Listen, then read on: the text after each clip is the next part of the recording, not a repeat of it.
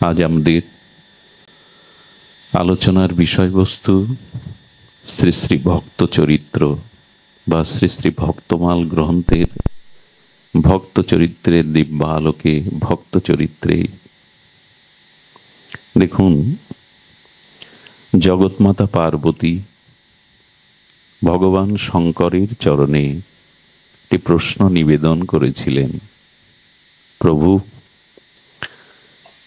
আমাদের কার উপাসনা শ্রেষ্ঠ? আমরা কার উপাসনা করব যেটি পরম শ্রেষ্ঠ? ভগবান শঙ্কর বললেন, আরাধনানাং সর্বেষাং। আরাধনার মধ্যে সর্বোত্তম কি? বিষ্ণু আরাধনাং পরম।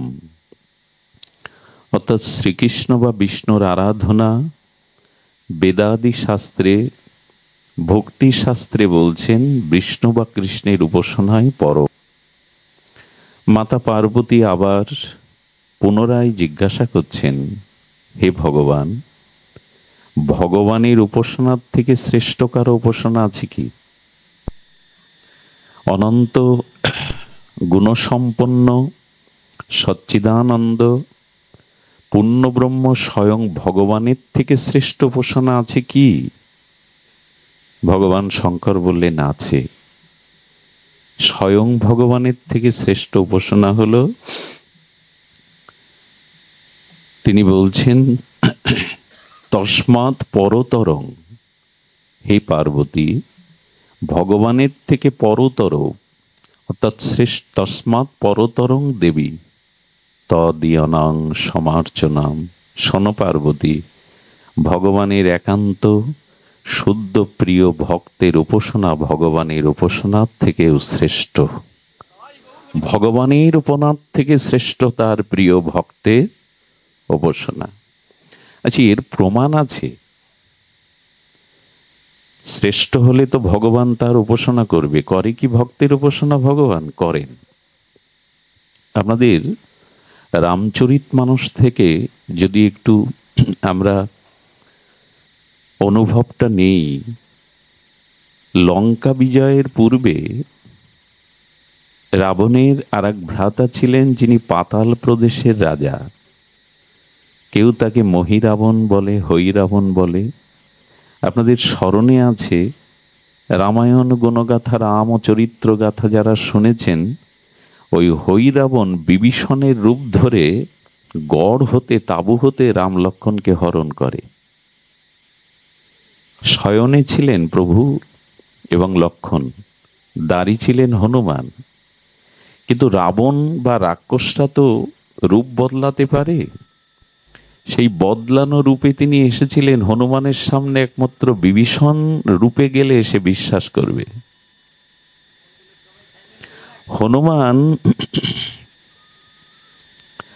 হনুমানের সামনে বিভীষণ রূপে হৈরাবণ যাওয়ার পরে বললেন, বিভীষণজি, প্রভু বিশ্রামে আছেন তো? আপনি তো প্রভুর পাশেই ছিলেন।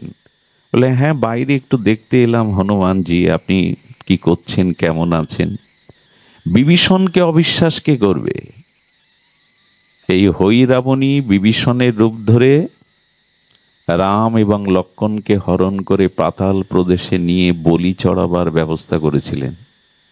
কার মন্দিরে? মা ভব তারিণীর মন্দিরে, আদ্যাশক্তি দেবী ভগবতীর মন্দিরে। হনুমান এটি জানতে পেরে পাতাল প্রদেশে গমন করতে গিয়ে কি দেখলেন? আগামীকাল রাম লক্ষ্মণকে আদ্যাশক্তি দেবী ভগবতীর মন্দিরের সামনে বলি চড়ানো হবে। হনুমান মা ভবানীকে বললেন, মা, তোমার সামনেই বলি হবে, শক্তি দাও। হনুমান মায়ের মধ্যে প্রকট হলেন মাতৃরূপে। রামচন্দ্র লক্ষ্মণকে যখন বলি কাটে চড়ানো হলো, আপনারা দেখবেন ছাগ বলি তো বিধান নয়, তো যেখানে ছাগ বলি হয়, পুরোহিত ঠাকুর এসে কানে কানে কি মন্ত্র বলে, একটু ফুল জলও কাঁধে দেয়। তো তদরূপী রামকে বলা হচ্ছে, তুমি তোমার কোনো ইষ্ট যদি থাকে তাকে একবার স্মরণ করো, শেষ বেলা যদি থাকে স্মরণ করো। তোমার কোনো ইষ্ট থাকলে তুমি তাকে এই মুহূর্তে স্মরণ করো, এটা তোমার অন্তিম সময়। লক্ষ্মণ বলছে, প্রভু আমাদের কোনো ইষ্ট আছে কি? আপনিই তো পরম ব্রহ্ম, আপনিই তো সচ্চিদানন্দ পূর্ণ ব্রহ্ম ভগবান, আর কেউ আছে কি? রামচন্দ্র ভগবান বললেন, আছে, আমাদের উপাস্য একমাত্র ভক্ত হনুমান, তাকে স্মরণ করো, তাকে স্মরণ করো। এর পরের ঘটনা আপনাদের জানা, মাতৃরূপে হনুমান মহাবলশালী প্রকাট হয়ে রাবণকে বধ করে রাম লক্ষ্মণকে কাঁধে করে এনেছিলেন। এ কথার দ্বারা এটা বলবার অভিপ্রায়, ভগবান ও ভক্তকেই স্মরণ করেন, ভক্তকেই স্মরণ করে। আচ্ছা, শাস্ত্রে কি বলেছে দেখুন, পরিনিষ্ঠাচ, ভাগবত কি বলছেন? পরিনিষ্ঠাচ মদ্ভক্ত ভি অধিক, পরিনিষ্ঠাত চ মদ্ভক্ত ভি অধিক। ভগবান ভাগবতে বলছেন, যদি ভক্তি লাভ করতে হয়, প্রেম লাভ করতে হয়, তবে আমার থেকে আমার ভক্তকে অধিক সম্মান, অধিক পূজা, অধিক অর্চনা করো। কে বলছেন? ভগবান। পরিনিষ্ঠাচ পূজয়াম স্তুতিভি ন মম মদ্ভক্তাভি অধিক, আমার থেকে অধিক রূপে ভক্তকে শ্রদ্ধা করো, সম্মান করো, পূজা করো। স্বয়ং ভগবান ভাগবতে একাদশ স্কন্ধে এই কথা বললেন। আমরা করি তো? আজ সেই ভক্ত চরিত্রই আমরা একটু আস্বাদন করব। তবে এইটুকু বলবো, আমাদের যে নাম জপ, নাম সংকীর্তন, ব্রতাদি, যাগযজ্ঞ, এই যে ভজন অঙ্গগুলি আছে, এই ভজন অঙ্গগুলির থেকে আপনাকে আমাকে প্রথমে একটি ভজনে দৃঢ় সংকল্পবদ্ধ হতে হবে। খুব মার্মিক কথা, ধ্যান দিয়ে শুনতে হবে। আচ্ছা, এখন আমি ভোর 4টেই উঠে স্নান করে মঙ্গলারতি উপাসনাদি মন্ত্র স্মরণ করি। বার্ধক্য জরাব্যাধিতে যখন জরাক্রান্ত হব, আমি জড়ো হবে শরীর, তখন ওই নিয়ম রাখতে পারবো তো? পারা সম্ভব কি?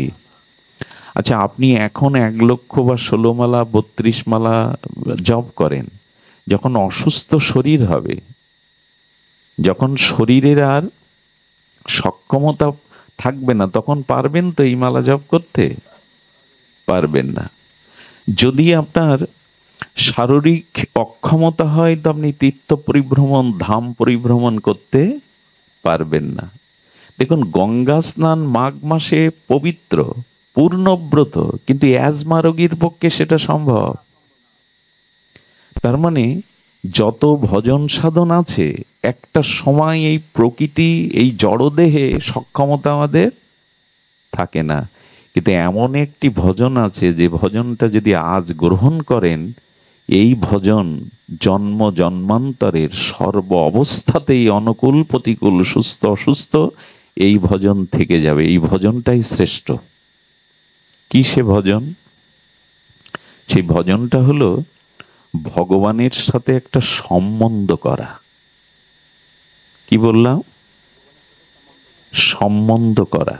সম্বন্ধ মানে সম্বন্ধ মানে একটা সম্পর্ক তৈরি করা। তৈরি আছে, আমি তার দাস, এমন না। সম্বন্ধটা আমাদের ব্রজ ভক্তিতে, ভাগবত ভক্তিতে বলা আছে, তাকে আপনি পুত্র মনে করুন। সম্বন্ধটা তার সাথে পুত্র মনে করুন। যদি তা রুচিকর না হয়, তাকে বন্ধু করেন, সখা করেন। যদি তাও মনে না লাগে, তাহলে আপনি ভগবানকে পিতামাতা মনে করুন, আপনি তার সন্তান। যদি এটাও মনে না ধরে, বিভিন্ন রুচিত ভিন্নতর বৈচিত্র্য রুচি যদি মনে করেন, ভগবান আমার প্রেমিক, আমি তার প্রেমিকা, সে আমার প্রিয়, আমি তার প্রিয়া, এটা মনে করুন। এখন নিজের কাছে একটু প্রশ্ন করুন তো, ভগবানের সাথে ঠিক আমার সম্বন্ধটা কি? আচ্ছা, এই সম্বন্ধ নষ্ট হবে তো? অনেক সময় ভগবানের নাম করতে করতেও নাম বিস্মরণ হয়, কিন্তু আজ পর্যন্ত শুনেছেন বিবাহিত মানুষ কখনো ভুলে গেছে আমি বিবাহ করিনি? এ সম্বন্ধের কথা ভুলে যায়? বোঝা যায় কি, যিনি পিতা হয়েছেন, যার সন্তান এই জগতে এসেছে, তিনি কি কখনো ভুলে যান যে আমি পিতা হইনি? এগুলো ভোলেন না কেন? এর জন্য তো লিখতে পড়তে হয় না, মুখস্থ করতে হয় না, জপ করতে হয় না। বলো, সম্বন্ধের এমন দৃঢ়তা আছে, ওটা একবার হয়ে গেলে মন থেকে আর মোছে না। একটা দৃষ্টান্ত দেই। একটি মেয়ে ছোটবেলা থেকে শয্যায় গিয়ে এপাশ ওপাশ করে, করি কিনা আমরা? শয্যায় নিদ্রা যাওয়ার আগে, নিদ্রার মধ্যেও এপাশ ওপাশ করি কিনা? পাশ বদলার। এখন কোনো মেয়ে 16 বছর ধরে এই অভ্যাস করেছে, মেয়েটার বিবাহ হলো, 1-2 বছর পরে সন্তান জন্মালো, সন্তানকে বামে রেখে যখন ওই মা ঘুমায়, পৃথিবীর ইতিহাসে শুনেছেন যে ওই 16 বছরের অভ্যাসবশত মা পাশ ফিরতে গিয়ে ওনার চাপে সন্তান মারা গেছে? পৃথিবীর ইতিহাস আজ পর্যন্ত শুনেছেন? ওই অভ্যাসটা থাকলেও ও আর পাশ বদলায় না কেন? সন্তানের সাথে তার আত্মিক আত্মজ একটা সম্বন্ধে, যে আমার সন্তান বামে শুয়ে আছে, ঘুমের মধ্যেও পাশ পরিবর্তন করবে না। একটা যুবক একটা যুবতী 10 বছর এক ঘরে থাকবে, এই কলিযুগে বর্তমান সময়ে কারো মধ্যে কামনা কাম বিকার জাগবে না, যদি সম্বন্ধটা ওদের ভাই বোনের হয়। সম্বন্ধের যে কি ক্ষমতা, ওটা আমরা এখনো জানতে পারিনি। জানি স্ত্রী পুত্র পিতা মাতা, এদের ভুলি না তো, এদের জন্য জপ করতে হয় না মনে রাখার জন্য? সম্বন্ধটা কি করেছি ভগবানের সাথে আমার? ঠিক ঠিক কি সম্বন্ধ? ভগবান ভগবান বলি, আমরা তার দাস বলি, আসলে সম্বন্ধটা দৃঢ় করা হয়েছে কি? বলে সম্বন্ধ করে যারা ভজন না করে, এরা শুধু যায় আর আসে, এদের কিছু সফল হয় না। কারণ কোনো ব্যক্তি বস্তুর সাথে সম্বন্ধ না হলে তার প্রতি অভিধেয়, কর্তব্য, অনুরাগ, ভালোবাসা এগুলি জন্মায় না।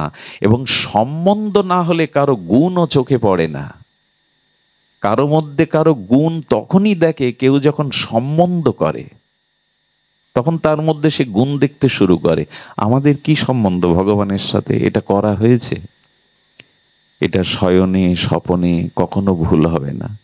একটি মেয়ে ছোটবেলা থেকে অন্ন পায় না, না পেলেও চলে, কিন্তু 4টে করে আইসক্রিম দিতে হবে তাকে। এটি তার দীর্ঘ 18 বছরের অভ্যাস। অন্ন না দিলেও চলবে, কিন্তু আইসক্রিমের প্রতি তার প্রবল প্রগাঢ় প্রীতি। বিবাহে যখন বিদায় হয় না মেয়েদের, তখন মেয়ের পিতামাতা গিয়ে বরপক্ষের গুরুজনদের, পরিবারের জ্যেষ্ঠজনদের বলছেন, ক্ষমা করবেন, আমার মেয়েকে একবেলা অন্ন যদি না দেন, 4টে করে আইসক্রিম তার জন্য দিতে হবে, এই অনুরোধ আপনাদের কাছে। ওরা বলছেন এতে আর বাঁধবে না, মেয়েকে যখন গ্রহণ করেছি। মেয়েটা বেশ 2 বছর চুটিয়ে আইসক্রিম খেলো, কিন্তু গর্ভবতী হলো 2 মাস। একজন বৃদ্ধা মা এসে বলছেন, শোনো মেয়ে, 18 বছর ধরে আইসক্রিম খাচ্ছ, কিন্তু আর খেও না, খেলে পেটে যে এসছে না, ওর বুকে ঠান্ডা লেগে অসুস্থ থাকবে। 18 বছরের অভ্যাস, এই কথাই বন্ধ হলো কেন? কেন গো মা, বন্ধ হলো কেন বলুন? ওর গর্ভে ওর প্রাণ প্রিয় সন্তান এসেছে, ওর মঙ্গলের জন্য 18 বছরের অভ্যাস তুড়ি মেরে বন্ধ করে দিল। এরই নাম সম্বন্ধ। ভগবানের সাথে যদি সম্বন্ধটা করতে পারেন, এটা জন্ম জন্মান্তরের। এটা শরীর অসুস্থ হলেও, জরা ব্যাধি হলেও তীর্থে যেতে পারবেন না, নাম জপ করতে পারবেন না, ভোরবেলায় স্নান করতে, মঙ্গল আরতি দিতে পারবেন না, কিন্তু সম্বন্ধটা রয়ে যাবে চিরদিন। আজও ওটা করা হয়নি। মুখে মুখে বলি, ভগবান আমি তোমার দাস, অমুক তমুক। সম্বন্ধ করলে সেই সম্বন্ধ অনুযায়ী কর্তব্য তার প্রতি করতে হবে। এখন এই সম্বন্ধটা ভগবানের সাথে তৈরি করবে কে জানেন? বললেন ভক্ত সঙ্গের দ্বারা, সাধু সঙ্গের দ্বারা এটি নির্মাণ হবে। একটা কথা বলি, কথাটি বলার দরকার, আমারটাই বাজলো আজ। জয় রাধে। সম্বন্ধের কথাটি বলি, ভক্তকে এড়িয়ে ভগবানকে পাওয়ার চেষ্টা আজ থেকে ছেড়ে দিন। মহৎ কৃপা, ভক্ত কৃপা, ভক্ত অনুগ্রহ ব্যতীত দৌড়াদৌড়ি বন্ধ করুন ভগবানের কাছে যাওয়ার। ভক্তমালের আজকে আমাদের আলোচ্য বিষয় এই অমিয় অমর গ্রন্থ নাবাজির শুনুন। ভক্ত ভক্তি ভগবন্ত গুরু, চতুর নাম বপু এক, ইনকে পদবন্দিয়ে নাসত বিঘ্ন অনেক। শাস্ত্র বলছেন বর্তমান সময়ে আমাদের জীবনে যে বিঘ্ন, প্রতিকূলতা, যে যন্ত্রণা, তাপ, এর নাশ একমাত্র ভক্ত ভক্তি ভগবান গুরু নাম চারটি হলে এরা তত্ত্ব এক। প্রথমেই ভক্তের কথা এসেছে, প্রথমেই ভক্তের কথা এসেছে। ভক্ত সঙ্গ, ভক্তের সঙ্গে সম্বন্ধ, ভক্তের অনুগ্রহ কৃপা ছাড়া ভক্তি লাভ সুদূর পরাহত, সম্ভব নয়। ধ্যান দিন। ভক্তমাল চরিত্রে বলছেন একবার এক রাজা এক ব্রাহ্মণ আচার্যকে নিজের গুরুরূপে প্রগাঢ় ভালোবেসেছিলেন। ব্রাহ্মণ পণ্ডিত যখন আসেন, রাজার পাশে তার সিংহাসন, তাকে পাদ্যর্ঘ্য দেন, নানান রকম উপহার দেন, মালা চন্দনে ভূষিত করেন। এখন রাজার সম্মান পেয়ে পেয়ে এই আচার্য, এই গুরু, মন্ত্রী বা রাজার অন্যদেরকে মানেনি না। উনি যখন রাজসভাতে প্রবেশ করেন, মন্ত্রীদের উঠে দাঁড়াতে হয়, রাজা নিজে উঠে অভিবাদনের জন্য দাঁড়ান। মন্ত্রীরা প্রণাম করতে গেলে উপেক্ষা করেন, এই তোমরা প্রণাম করো না, ওদেরকে উপেক্ষা করেন। 1 বছর এভাবে চলার পরে মন্ত্রী পরিষদগণ, রাজার আমর্তগণ সকলে ভাবল ইনি তো রাজা ছাড়া কাউকে মানেন না, আমাদের তো চরণে প্রণাম করবার অধিকার কেড়ে নিয়েছেন। তুচ্ছ তাচ্ছিল্য করেন। সকলে মিলে মন্ত্রণা করে কি করলো জানেন? একদিন রাজদর্শনে যেই ঢুকবে, দুয়ারের কাছে আটকে দিল, রাজার দর্শন হবে না, ফিরে যান। আরে তোমরা বলার কে? রাজার গুরু আমি, রাজ অভিষেক, রাজ কর্মে আমার অধিকার, আমি তার গুরু, রাজগুরু, পথ ছেড়ে দাও। বলেন আপনার প্রবেশ অধিকার নেই। উনি চিৎকার করতে শুরু করলেন, কিন্তু অন্দরমহলে যাবে কি করে ডাক? ফিরে গেলেন। রাজা বললেন শ্রীগুরু মহারাজ আর আসেনি কেন, খোঁজ নাও, খোঁজ নিয়ে দেখো কেন তিনি আসেননি। বললেন কিছু অপরাধ নেবেন না, খোঁজ নিয়ে জেনেছি উনি 7 দিন ভাগবত পাঠে গেছেন। 7 দিন ভাগবত পাঠে গেছেন, প্রতিদিন আসেন আর ফিরিয়ে দেন। রাজা বলছে 7 দিন পরে আমাকে খোঁজ দেবে, তাকে নিয়ে আসবে, তাকে দর্শন না করলে ভালো লাগে না, তিনি আশীর্বাদ না করলে আমার দিনই বৃথা যায়। 7 দিন বাদে কি বলবে? নূতন মন্ত্রণা তো খাটাতে হবে। রাজার সামনে বিষণ্ণ বদনে মন্ত্রী পরিষদগণ গিয়ে বলছেন রাজার দুঃসংবাদ আছে, উনি মারা গেছেন। জানতে মেরে ফেলেছেন ওনারা। অশ্রদ্ধা করে তো, ওদের তুচ্ছ তাচ্ছিল্য করে, প্রণামটাও নিতে দেয় না। এখন রাজার একটা স্বভাব ছিল, উনি মাসে একবার করে নগর পরিভ্রমণে বেরোতেন। ব্রাহ্মণ গুরু ওই দিনটার অপেক্ষায় ছিলেন, বাইরে তো একদিন তিনি আসবেন, এদের কৌশলটা সামনে তো প্রকাশ না করলে আমাকে ওরা প্রবেশ করতে। যেদিন রাজা পরিভ্রমণে যাবেন তার আগের দিন রাত্রে গিয়ে হাত পা বেঁধে মুখে টেপ মেরে জঙ্গলে রেখে এসছে। কোনো কারণে উনি ওইসব ছাড়িয়ে রাস্তার এক গাছের উপরে উঠেছেন, ধরলেই তো আবার বাঁধবে। গাছের উপরে আছে, রাজা যখন যাবে রথে করে আমি ঝাঁপ দিয়ে হোক, চিৎকার করে হোক জানাবো। রাজা আসছেন, রাজা নগর পরিভ্রমণে বেরিয়েছেন, গাছের উপর থেকে চিৎকার করে বলছেন রাজা, রাজা আমি তোমার গুরু, ব্রাহ্মণ গুরু, আমার দিকে তাকাও। যেই শব্দ শুনতে পেয়ে রাজা উপরের দিকে তাকিয়েছেন, বলে তোমরা বললে মারা গেছে।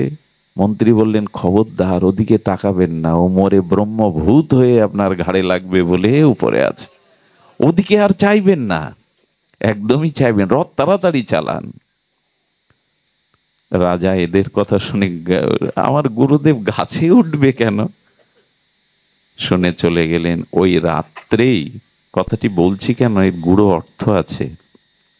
ভক্তমালের কথা, এটা বানানো কোনো গল্প নয়। ভক্তমালজি বলছেন, শ্রী ভক্তমাল গ্রন্থ বলছেন, উনি রাত্রে চিন্তা করলেন রাজার দর্শনই যদি পেতে হয়, রাজার অনুকম্পাও যদি পেতে হয়, আগে রাজার এই দাসগণের, মন্ত্রীগণের সাথে আমার সখ্যতা দরকার, এদের সাথে ভাব বিনিময় দরকার। প্রধানমন্ত্রীর সাথে আপনি সরাসরি দেখা করতে পারবেন? আমার বলবার উদ্দেশ্য হলো, ভগবানের প্রিয় ভক্তদের সাথে সখ্যতা করুন। তাদের কৃপা না পেলে ভগবানের কাছে কোনোদিনই পৌঁছাতে পারবেন না, আদৌ সম্ভব না। আর আজ পর্যন্ত কেউ যেতেও পারেনি ভক্তি মার্গে, ভগবত চরণে ভক্ত অনুগ্রহ ছাড়া, মহৎ কৃপা ছাড়া কেউ পৌঁছাতে পারেনি, পারার সম্ভাবনা নয়। আচ্ছা, ভগবত লীলা, ভগবত কথা বাদ দিয়ে আমি ভক্ত চরিত্র কথা বলতে কেন শুরু করলাম? কেন জানেন? যেখানে ভাগবত পাঠ হয় সেখানে দেবর্ষী নারদ, ধ্রুব, প্রহ্লাদ এসে বসে। যেখানে রামায়ণ পাঠ হয়, রামচরিত মানস, বাল্মীকি কৃত রামায়ণ, সেখানে কোনো না কোনো রূপে হনুমান আসবেই। কিন্তু যেখানে ভক্ত চরিত্র কথা আলোচনা হয়, সেখানে রাধা মাধব আগে শ্রোতার আসনে এসে বসবে। সেখানে আগে ভগবান শ্রোতা হয়ে বসবে। আচ্ছা, ভক্ত কথার কেন এত মহিমা? একবার মা খুব ধ্যান দিয়ে শুনুন। ভক্ত চরিত্র, ভক্ত মহিমার এত মহিমা কেন জানেন? একটু লক্ষ্য করুন। আমি যদি এখন গিরিরাজ গোবর্ধনধারী ভগবানের লীলাটা বলি, আচ্ছা ওই লীলা শুনলেন যে ভগবান অখণ্ড পরতত্ত্ব শ্রীকৃষ্ণ গিরিরাজ ধারণ করেছেন, ওই লীলা শুনে আমাদের জীবনে ওর অনুকরণ করতে পারবো তো আমরা? একটু কথা বলুন, পারবো কি? পারবো না। আচ্ছা, রামচন্দ্র রাবণ বিনাশ করলেন, লঙ্কা বিজয় করলেন, ও লীলা কি আমাদের পক্ষে সম্ভব সেতু বেঁধে? আমি বলতে চেয়েছি, ভগবানের লীলা শুনলে সে লীলা আপনি অনুকরণ করতে পারবেন না, কিন্তু যখনই কোনো সাধু ভক্তের জীবনী চরিতাবলী শুনবেন, তখন আপনার সাথে সেই সাধুর চরিত্র মিলে যাবে। আর যার সাথে যার চরিত্র মিলে যায়, তার প্রতি তার স্বাভাবিক ভাব, অনুরাগ আসে। ভগবানের চরিত্রের সাথে আমাদের চরিত্র মিলাতে পারবেন না, কিন্তু ভক্ত চরিত্রের সাথে আমাদের সবকিছুই মিলবে। কিরকম মিলবে জানেন? যখন এগুলো শুনবেন না, মনে হবে ভক্তদের জীবনে, সাধুদের জীবনেও তো আমার মতো এই ঘটনা ঘটেছে, আমিও তো পারবো। তিনি যদি পেরে থাকেন, কিরকম জানেন? তুকারাম, ভক্ত তুকারাম জয় সিয়ারাম, জয় সিয়ারাম করেন, সর্বদা রাম নামে জপ করেন, সাধু বৈষ্ণবদের ডেকে এনে রাম গুণগাথা বলেন। কিন্তু কোন কোন সংসারে আছে স্ত্রী বিমুখ, ভক্তি বিমুখ, স্ত্রী সহ্য করতে পারেন না। কোনো পরিবারে আবার স্বামীও বিমুখ স্ত্রীর প্রতি, এমনটা তো হয়। তো ওনার স্ত্রী ওনার মুখ তেমন একটা দেখে না, 2 তলা বাড়ি, ওপরে গিয়ে কাপড় কাচেন, কিন্তু নিচে আসেন না, ওই যে সাধুদের নিয়ে বসে আলোচনা করছে রাম গুণগাথা, রামচরিত। এখন ওই যে রাম রাম শব্দ যত কানে যাচ্ছে, তত ওনার রাগ হচ্ছে। উনি সেই কাপড় কাচা জল আর গামলা সহ ওনাদের মাথার উপরে দিয়েছে ফেলে রাগে। যখন জল পড়ছে সাধুদের গায়ে, ওই কাপড় ধোয়া জল, তখন তুকারামের কাছে অন্য সাধুরা বলছে, প্রভু জল পড়ছে কোথা থেকে? বলেন, ও আপনাদের বলা হয়নি, আজ মেঘ করেছে, মেঘে বিজুরি চমকাচ্ছে, আর সেই বিজুরি চমকানোর সাথে কিছু কিছু বৃষ্টিও পড়ছে, সেই বৃষ্টির জল ওপর থেকে পড়ছে। তার মানে যখন আপনি এই কথাটি শুনবেন, তখন আমার স্ত্রীও যদি ভক্তি বিমুখ হয়, সাধুর এই চরিত্রটা তখন আমাকে সান্ত্বনা দেবে, আমিও মেনে নিই। ওপর থেকে জল ছুড়ে মারলে যদি ভাবা যায় বৃষ্টির জল পড়ছে, মাঝে মাঝে বৃষ্টি দিয়ে তো ভিজি, তাহলে আর দোষ কি? বোঝা যায়। মীরাবাইয়ের বিবাহ হলো, রাজ রানী হলো মীরা, সংসার সুখ। আপনি কেন কষ্ট পাচ্ছেন? মীরারই রানী হয়েও সংসার সুখ হলো না তার। সংসার সুখ সে চায়নি, রানী হতে চায়নি। তা আমার জীবনেও যদি গোবিন্দকে চাইতে হয়, সংসার সুখের মুখে ছাই দিলাম, তাতে আর কি আছে, মিলে গেল। রাধারানীর সাথে মিলাতে পারবেন না, মীরার সাথে মিলাতে পারবেন। মীরা সাধু হয়েছেন, সংসার সুখকে জলাঞ্জলি দিয়েছেন। মানে মানে ভক্ত চরিত্রের মধ্যে আপনি আপনার ভক্তের অভাব আছে, রোগ শোক আছে, যন্ত্রণা আছে, অপমান আছে। আমাদেরও জীবনও তো তাই। এই জন্য ভক্ত চরিত্রটা শুনলে নিজের চরিত্রের সাথে, নিজের পরিস্থিতির সাথে মিলে যায়। তখনই মনে হয় তারা যদি পারে, কেন আমি পারবো না। কত কলঙ্ক নিতে হয় ভক্তদের। হ্যাঁ, হরিদাস ঠাকুরকে 22 বাজারে বেত্রাঘাত করা হচ্ছে, রক্তাক্ত হচ্ছে ঠাকুর হরিদাস, কিন্তু মুখে হাসি ভরা মুখে নাম নিয়ে যাচ্ছেন। পারবো তো আমরা? সেই উজ্জ্বল নামের জ্যোতিতে, প্রেমের জ্যোতিতে ঠাকুর হরিদাস হাসি মুখে হরে কৃষ্ণ কৃষ্ণ কৃষ্ণ হরে হরে, হরে রাম রাম রাম হরে, নাম নিয়ে চলেছেন হাসি। আমার কি মনে হয় জানেন, হরিদাস শিক্ষা দিচ্ছে 22 বাজারে বেত্রাঘাত, রক্তাক্ত শরীরেও যদি হাসি মুখে নাম নিতে পারি, তো তুমি ঘরে বসে চাদর গায়ে দিয়ে চেয়ারে বসে নাম নিতে তোমার এই বেত্রাঘাতের মতো এত আঘাত লাগে কেন? ঘুম আসে কেন? অলসতা আসে কেন? আমি যদি বাজারে বেত্রাঘাত রক্তাক্ত শরীরে হাসি মুখে নাম করি, আমাদের বসিয়ে দেন ঘরের মধ্যে চেয়ারে ষোলমালা করতে, আর পাচ্ছি না। 22 বাজারে বেত্রাঘাতের থেকে কষ্ট বেশি মনে হয়। হরিদাস ঠাকুর বলছেন, সর্ব অবস্থায় ভগবানের নাম নিতে শেখো। হরিদাসকে যখন বেত্রাঘাত করা হলো, তাকে প্রশ্ন করা হয়েছিল, ঠাকুর আপনার এমন কি অপরাধ, এমন কি পাপ আপনার জীবনে যে আপনাকে 22 বাজারে বেত্রাঘাত পেতে হলো? ভক্তও তো আঘাত পায়, অপমান কষ্ট সহ্য করে। কি উত্তরটা দিচ্ছেন শুনুন, মিলে যাবে আপনার চরিত্রের সাথে।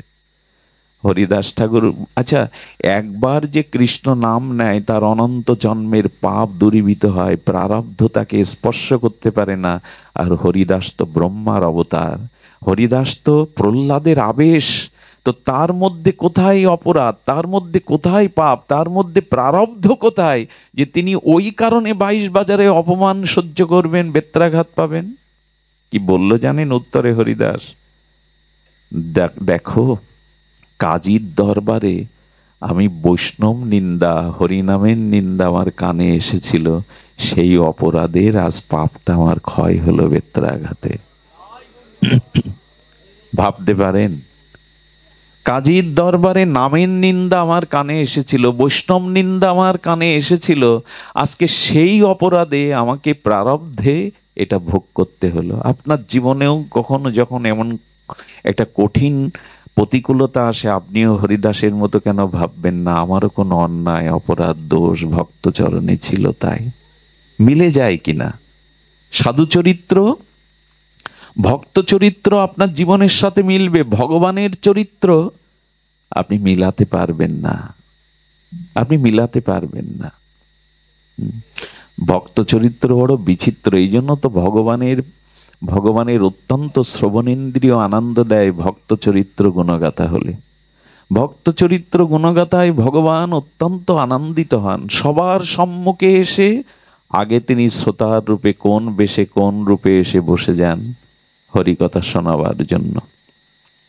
কারণ একটা ছোট কথা একটু বলে রাখি, ভগবানের থেকে বেশি করুণা তার ভক্তদের, ভগবানের থেকে গৌর হতে অধিক কৃপা গৌর ভক্তগণের।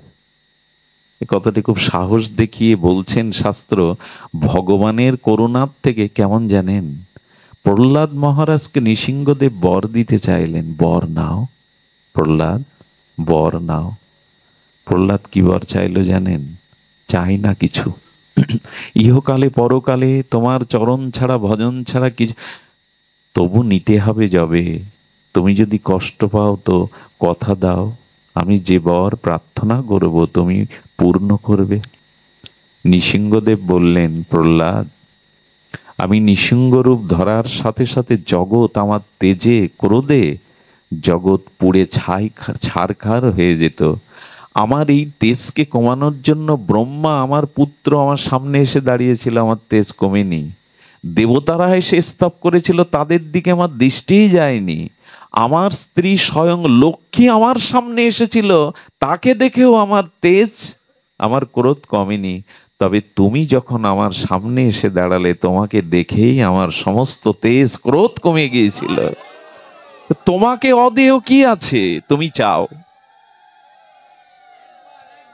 প্রহ্লাদ হাত জোড় করেছে, প্রহ্লাদ হাত জোড় করে বলছেন, তবে এই বর দাও। আহা, এই বর দাও প্রভু। এক শুনুন প্রভু, এই পৃথিবীতে যারা জন্ম জন্মান্তরের পাপ অপরাধের কারণে জন্ম মৃত্যু জরাব্যাধি ভোগ করছে, প্রভু আমার একান্ত নিবেদন, এই বর, তাদের সমস্ত অপরাধ পাপ তুমি আমায় দাও, আর আমার যেটুকু ভজন আছে তাদের তুমি উদ্ধার করো প্রভু, এই বর দাও। এই করুণা ভগবান নৃসিংহদেবের চোখ ছলছল করে উঠল। প্রহ্লাদ, তুমি জগতের সমস্ত পাপীদের পাপ অপরাধ নিয়ে তোমার স্বীকৃতি তাদের দিয়ে তুমি জন্ম মৃত্যু হতে তাদের উদ্ধার করবে? এই হলো ভক্তের করুণা। বিস্মিত হলেন নৃসিংহদেব। প্রহ্লাদ, ধন্য তুমি, ধন্য তুমি। একজন ভক্তই পারে এরকম বড় হৃদয়ের পরিচয় দিতে। ভগবানের থেকে অধিক করুণা তার ভক্তগণের, তার ভক্তগণের কৃপা করুণা। এই জন্য ভক্ত কৃপা না হলে আমাদের ভব সংসার ক্ষয় হবে না। এখানে শ্রী মুচুকুন্দর একটি শ্লোক আমি প্রায় আপনাদের আস্বাদন দান করি। এটি বহুবার শুনেছেন, তবু পুনর্বার একবার আমরা আস্বাদন করি। ভবাপবর্গ ভ্রমত যদা ভবের জনস্য তৎ অচ্যুত সৎসমাগম। মুচুকুন্দ বলছেন, সৎসঙ্গ হি জহি তदैব সদ্গত পরাবেশে তৈ জায়াতে মতি। হে প্রভু, সংসার চক্রে পরিভ্রমণ হতে হতে কোনো জীবের সংসার ক্ষয় তখনই হয় যখনই সে সাধু কৃপা, ভক্ত কৃপা, ভক্ত সঙ্গ পায়, তখনই তার অনন্ত জন্মের চক্র থেকে সংসার ক্ষয় হয়। আমাদের সংসার বাসনা সাধু কৃপা, ভক্ত কৃপা, ভক্ত সঙ্গ ছাড়া ক্ষয় হবেই না, হতেই পারে না, কোনোদিনই হবে না। আর আরেকটা জিনিস কি জানেন, ভক্তের মহিমা বা ভক্তির মহিমা এরকম কোন শাস্ত্রে লেখা আছে এইটা হতে হবে এমন নয়। একটু ধ্যান দিন, ভক্তের করুণা, মহতের করুণা, শ্রীগুরু করুণা শাস্ত্রের নিয়মে হবে না। শাস্ত্রে যেভাবে নিয়ম আছে, এরা করুণাকে ছাপিয়ে যায়, এদের শাস্ত্রকেও ছাপিয়ে যায়। ধ্যান দিন, শাস্ত্রে যেভাবে প্রেম ভক্তির বিধি লেখা আছে, ভক্তগণের চরিত্র বড় বিরল, ভক্তের করুণা বড় বিরল। তাদের কারুণ্য, তাদের করুণা শাস্ত্রের বিধিকে ছাপিয়ে গেছে। কিরকম জানেন? হ্যাঁ, একবার এক রাম ভক্ত হনুমান ভক্ত যেতে যেতে দেখছেন হনুমানজির একটি মূর্তি। আচ্ছা, রাস্তার পাশে ভারতবর্ষে দেখবেন অনেক মূর্তি তৈরি করা থাকে। উনি দেখে ওনার কষ্ট হচ্ছে, আমার প্রিয় হনুমানজিকে এভাবে রোদ বৃষ্টি ঝড়ে আগলা রেখেছে। উনি টিন জোগাড় করে, খড়কুটো জোগাড় করে চাল টাল দিয়ে দিলেন, রোদ বৃষ্টিতে ভিজবে। আর যিনি মূর্তিটা করেছিলেন তিনি বললেন, এই কাজ কে করলো? আরে যদি রাস্তার পাশে কেউ আগুন জ্বালিয়ে দেয়, আমার হনুমানকে আগুনে পুড়ে মরবে? উনি ভেঙে দিলেন। উনি এসে আবার গড়লেন, উনি আবার ভাঙলেন। যেদিন মুখোমুখি হলেন সেদিন হাতাহাতির পর্যায়ে চলে গেল। আরে আমার হনুমানকে তুমি, আচ্ছা এরকম কোন বিধি লেখা আছে কি শাস্ত্রে? প্রেম কি জিনিস দেখুন, ভক্তি কি জিনিস দেখুন, ভক্তের বিচিত্র চরিত্র দেখুন। উনি বলছেন রোদ বৃষ্টি ঝড়ে কেন হনুমানকে রেখেছো? আর ও বলছে আগুন লাগলে কি তুমি ঠেকাতে আসবে? এই জন্য আমি আবরণ রাখিনি। যখন হাতাহাতির পর্যায়ে হনুমানজি প্রকট হয়ে গেছে, হনুমান প্রকট হয়ে বললেন, ঝগড়া করো না, তোমরা দুইজন আমাকে ভালোবাসো বলেই দুটো বিধান তুলছো। তবে শোনো, কথা দিচ্ছি, রোদ বৃষ্টি ঝড়ে আমি এর মধ্যে থাকবো, আর আগুন লাগলে আমি তোমার কথা রাখবার জন্য দূরে গিয়ে দাঁড়াবো, আমার গায়ে আগুন লাগবে না। দুইজনই মেনে নাও, দুইজনেই জয়ী হও। প্রেমের কিছু বিচিত্রতা, ভক্তদের কিছু বিচিত্রতা আছে, চরিত্র বড় বিচিত্র। এরকম নয় যে এগুলি শুধু ওইভাবেই নিয়মে থাকবে। এই জন্য যতদিন সংসার চক্র হতে সংসার ক্ষয় হওয়ার উপক্রম ততদিন হবে না, যতদিন শুদ্ধ ভক্ত কৃপা ভক্ত সঙ্গ না পাবেন। এই জন্য ভক্ত চরিত্র শুনুন। ভক্তদের চরিত্র বড় বিরল, ভক্ত চরিত্র বড় মহিমান্বিত। তবে চলুন, গিরি গোবর্ধনের আমাদের অষ্টসখা বল্লভাচার্য সম্প্রদায়ের এক সখা ছিলেন, নাম শ্রীকৃষ্ণ দাসজি। কি নাম বললাম? শ্রীকৃষ্ণ দাসজি, গোবর্ধনে। কি বিচিত্র কথা শুনুন তো। গিরি গোবর্ধনে গোবর্ধন গিরিরাজকে উনি সিঙ্গার করতে ভালোবাসতেন। সিঙ্গার করতে ভালোবাসতেন বিধায় তখন বহুদিন আগের কথা, স্বর্ণ মুদ্রার প্রচলন ছিল তখন। তো গিরিরাজকে সুন্দর সুন্দর পোশাক পরাবে বলে উনি কি করেছেন জানেন? উনি স্বর্ণ মুদ্রা নিয়ে আগ্রাতে এসছেন। ভক্তমাল চরিত্রে আছে আগ্রার একটি বাজারের নাম দিল্লি বাজার। সেই দিল্লি বাজারে এসছেন ভগবানের জন্য সুন্দর সুন্দর দামি কাপড় কিনবে বলে। এই প্রসঙ্গে একটা কথা বলে রাখি, কারো বাজারে গিয়ে বাজার করা দেখে বোঝা যায় এই মানুষটা ভগবানকে ভালোবাসে কিনা। কিরকম জানেন? গিন্নিমারা লিখে দেয় অমুক তমুক চাল ডাল নুন মশলা। আচ্ছা, উনি বাজার করতে গিয়ে দেখে 10টা টাকা পকেটে আছে, আর এই 10টা টাকা ভ্যান ভাড়া বা রিক্সা ভাড়া। উনি পায়ে হেঁটে এসে নাতনির জন্য একটা চকলেট বা রসগোল্লা কেনে। এটা কি লিস্টে লেখা থাকে? শাস্ত্রে সব লেখা থাকে না। ভক্তের ভব্য ভাবনা প্রেম আলাদা জিনিস। আচ্ছা, ওই 10 টাকায় পায়ে হেঁটে ওর জন্য রসগোল্লাটা নিল কেন? বাজারে গেলে যে যাকে যত বেশি ভালোবাসে আর সে যেটা পছন্দ করে, বাজারে ঘুরতে ঘুরতে ওই কথাটা তার মনে পড়ে।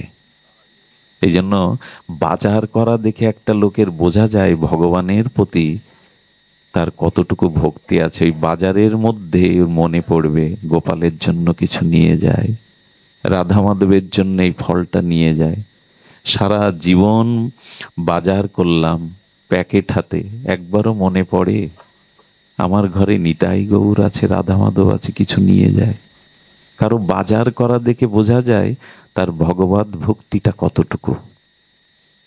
আমরা নিজের আহার্যের জন্য বাজার করতে হয়, নিয়ম করি, একবারও কি মনে পড়ে না আমার ঘরে ভগবান আছেন? এই শীত পড়েছে, একটা সুন্দর কাপড় ভগবানকে পরাই, শীতের কাপড়।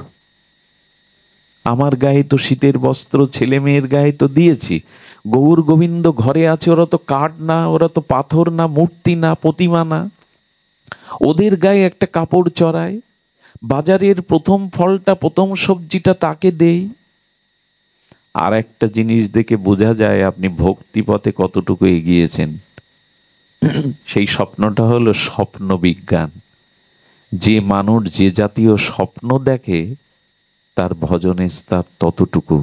যারা অধিক নাম করে, যাদের ভিতরে কপটতা নাই, যারা সহজ সরল হয়ে ভগবানকে ভজন করে, এরা প্রায়শ ধামের স্বপ্ন, কোনো ভগবানের লীলার স্বপ্ন, কোনো শুদ্ধ গুরুদেবের স্বপ্ন, যমুনা গঙ্গার স্বপ্ন অধিক দেখেন।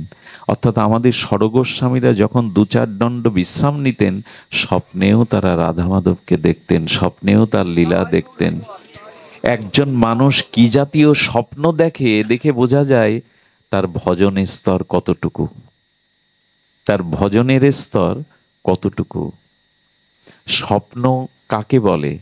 অনন্ত জন্ম ধরে হৃদয়ে যে ভাবনাটা গভীরভাবে ভেবেছেন, যে কর্মের ছাপটা আপনার হৃদয়ে এঁকে আছে, সেই কর্ম বা ভাবনার প্রতিফলন হলো স্বপ্ন।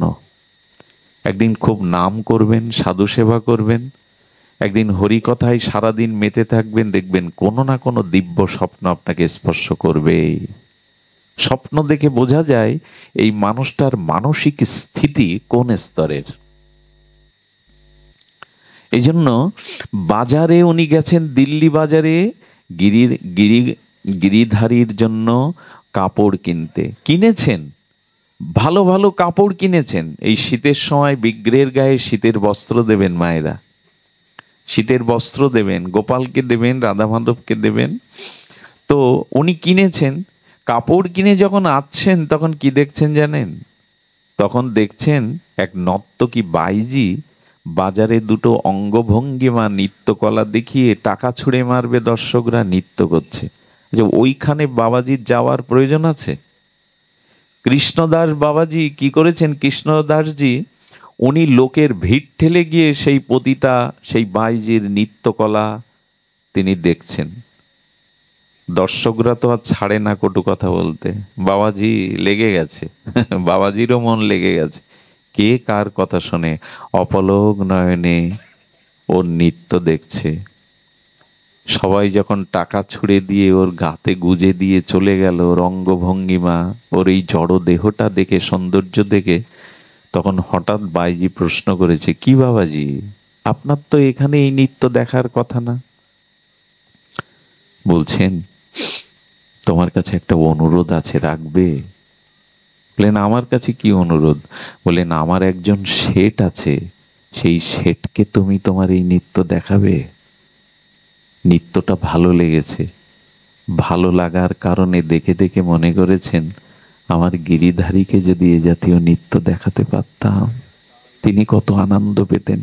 একটা কথা বলি, হাতে কারো যদি সুচ থাকে আর পেছনে সুতা থাকে, সুতাটা কি খুঁজে বেড়ায়? ছুঁচের কি খুঁজে বেড়ায়? ছিদ্রটা তো। ভক্তের ভাব কেমন জানেন? যেখানে যে সুন্দরতা সে দেখে, আনন্দকে দেখে, মনে হয় আমার ঠাকুরকে আনন্দের ভাগ দিতে পারতাম। সুতো যেমন ছুঁচের ছিদ্রটা অন্বেষণ করে, ওর মধ্যে প্রবেশের চেষ্টা করে, ভক্ত তিনি যিনি সব পরিস্থিতিতেই ভগবান কি করে আনন্দ পাবে সেই চেষ্টা করেন। এই চেষ্টাটাই তার ব্রত। উনি মনে করেছেন এই নৃত্য কলা কৌশল বড় অপূর্ব, যদি গিরিধারীকে এই নৃত্য দেখাতে পারতাম। একবার ভেবেছেন ভক্তের ভাবনা কোন স্তরে? শাস্ত্রে এরকম লেখা আছে, ভালোবাসার ধর্ম দেখুন, প্রেমের ধর্ম দেখুন।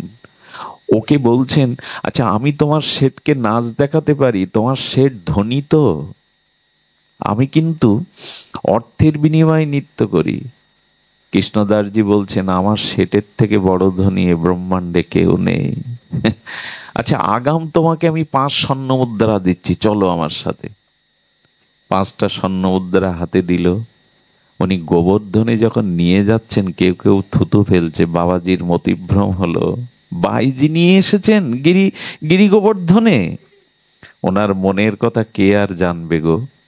মন্দিরে নিয়ে যাওয়ার পরে বলছেন, তুমি হাত পা ধুয়ে ভালো করে সেজে এসো, নূপুর টুপুর পরে এসো। নূপুর পরার পরে বলছেন, কই আপনার শেঠ কই, পরিচয় করিয়ে দিন, যে নৃত্য দেখবে, যার জন্য আনলেন আমাকে। মন্দির দুয়ার খুলে দিয়েছে, দুয়ার খুলে দিয়ে বলছেন, ওই আমার শেঠ বসে আছে, ওকে তুমি তোমার নৃত্য দেখাও। বাইজি বলছেন, আপনি কি উন্মাদ, আপনি পাগল? হ্যাঁ, একটা মূর্তি বসে আছে, তার সামনে আমাকে নৃত্য করতে বলছেন? মূর্তি কি কখনো নাচ দেখে? আমি নাচতে পারবো না। আর 5টা স্বর্ণ মুদ্রা দিয়ে বললেন, ফিরে যেও না, আমার শেঠকে তুমি আনন্দ দাও, তাকে নিত্য কলা দিয়ে খুশি করো।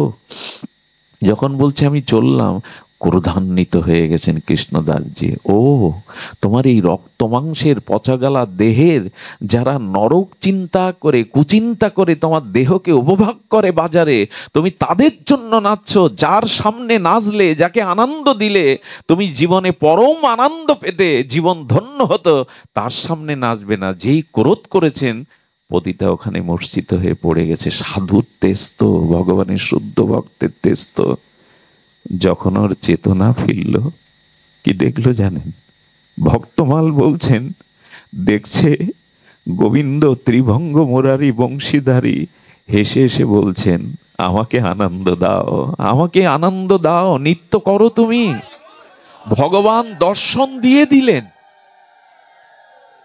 সাক্ষাৎ ত্রিভঙ্গ মুরারি, স্মিত হাস্যে মুরলীধারী। সেই তেজ দেখে সেই পতিতা নেচেছিল সারা জীবন, তবে গোবিন্দের জন্য ছাড়া জীবনে আর কোনোদিন সে বাইরে নাচেনি। এটা কে করবে এই কৃপা? একজন বাজারের পতিতাকে, নর্তকীকে শ্যামসুন্দরের কাছে এনে কৃপা করিয়ে দিলেন। ভক্ত এই করুণা করতে পারে, ভক্ত এই করুণা করতে পারে। আপনি যদি কখনো ভক্তের অনুগ্রহ, ভক্তের কৃপা দৃষ্টি আপনার প্রতি পড়ে না, তবে ভগবান আপনাকে আত্মসাৎ করে নেবে, ভগবান আপনাকে আত্মসাৎ করে নেবে। ভক্তমাল চরিত্রে বড় বিচিত্র কথা এসেছে। এসব এই প্রেম বা ভক্তি, এগুলো কোনো নিয়ম বাঁধা নিয়মে নয়। আপনাদের মনে পড়ে করমাবাইয়ের কথা? এও ভক্তমালে আছে। গ্রন্থটা প্রাতঃস্মরণীয়, বন্দনীয় চরণ। হ্যাঁ, বৈষ্ণব সেবার মূর্তিমন্ত বিগ্রহ ছিল। মুরারি মোহন দাস বাবাজি মহারাজ যখন বঙ্গদেশে আসতেন, আর তো তাকে পাবো না, তিনি বলতেন যার ভজনে গোলমাল আছে সে যেন ভক্তমালটা ঘরে রাখে। এ দেখলেই আপনার সমস্ত গোলমাল মিটে যাবে যদি ভক্তমাল গ্রন্থ, শ্রী ভক্তমালটাকে দেখেন। এটা অপূর্ব কিছু বিচিত্র চরিত্র।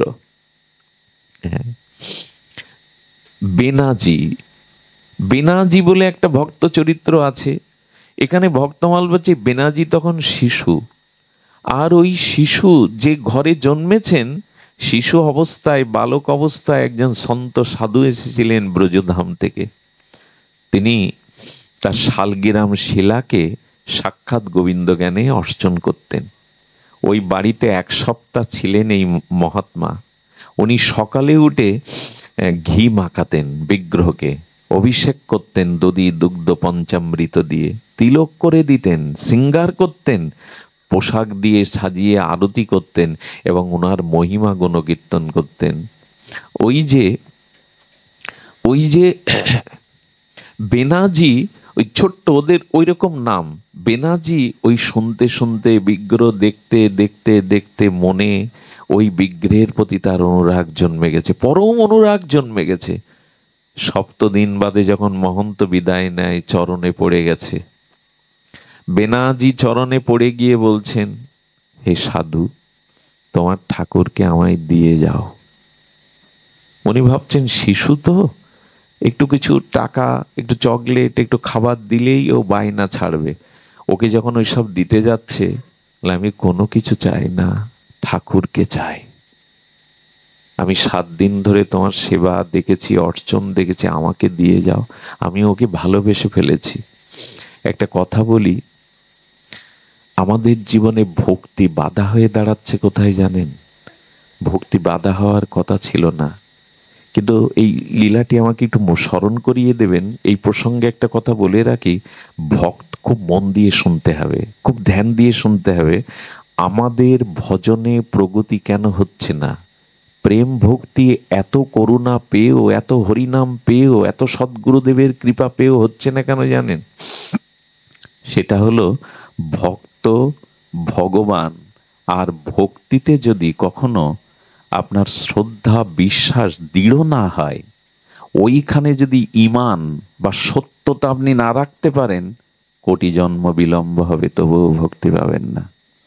কথাটি আমি মনে হয় বোঝাতে পারলাম না। এই 3 জায়গাতে, ভক্তের কাছে, শ্রীগুরু বা ভগবানের কাছে, ওইখানে আপনার আদর্শ, শ্রদ্ধা চুল পরিমাণ যদি চির ধরে যায়, কোটি জন্ম লেগে যাবে।